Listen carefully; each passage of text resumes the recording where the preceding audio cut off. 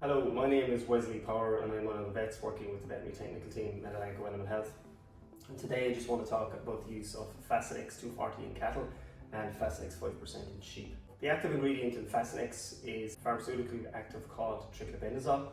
Triclopyrazole is licensed for the treatment of all three stages of liver fluke infestations in cattle, including dairy cows and heifers, especially during the dry period. When we think about managing parasites on farm, it's very important to use an integrated approach, and by that I mean we need to look at what's happening on the pasture and then using the active ingredients in a strategic way. The mud snail is a very important aspect of the life cycle of the liver fluke, and therefore on farm what we should be trying to do is drain pastures and fence off wet areas of the farm to ensure that we reduce the contact between cattle and the parasite at a farm level.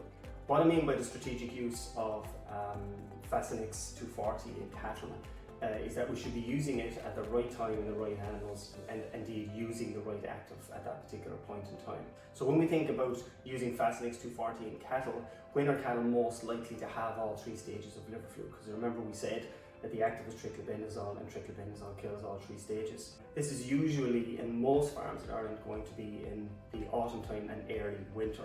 However, the exact time is going to be very farm specific. How do you identify which animals are infected, whether that be sheep or cattle?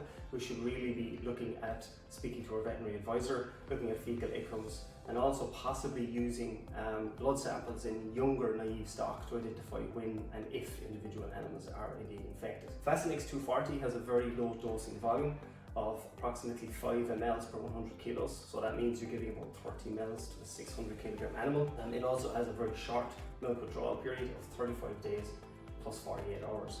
That 48 hours is specific to the use of Fasinex 240 in dairy cows and heifers, and what it means is that if animals calve before or within that 35-day administration period, you need to add another 48 hours to the milk withdrawal time.